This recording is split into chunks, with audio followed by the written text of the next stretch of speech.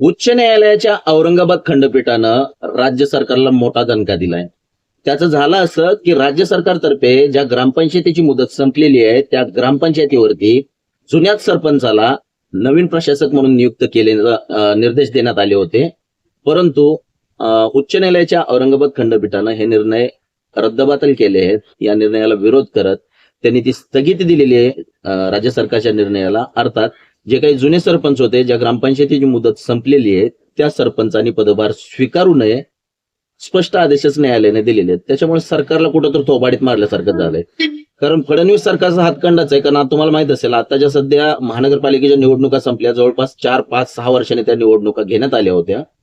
22च्या निवडणुका जवळपास 26ला 4 वर्षांनी लेट घेतल्या. आणि निवडणुका वेळेत न घेणं म्हणजे लोकशाही कमकुवत करण्यासारखं आहे. आणि फडणवीस सरकार हेच करत आलेलं आहे. आणि त्याच्यामुळे फडणवीस सरकारला हा जोरदार दणका मानण्यात आलेला आहे.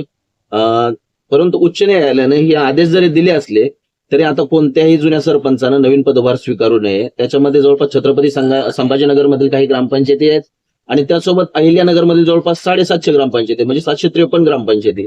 याच्यावर प्रशासक पद्धतीने कार्यभार चालवला जाणार होता. जे जिल्हा परिषदेचे अधिकारी आहेत, मुख्य अधिकारी, त्यांना स्पष्ट निर्देश दिलेत की अशा प्रकारचं कोणतंही पाऊल उचलू नये. आणि जिथे जिथे असे प्रशासक म्हणून जुन्या सरपंचाची नियुक्ती केली ती तुरंत रद्द करावी. तर तुम्हाला काय वाटतं, न्यायालयाने घेतलेला निर्णय योग्य आहे का? फडणवीस सरकारचं वागणं बरोबर नाही, जनतेलाही असं वाटतंय? तुम्ही नक्कीच कमेंट करून व्यक्त व्हा. जय महाराष्ट्र.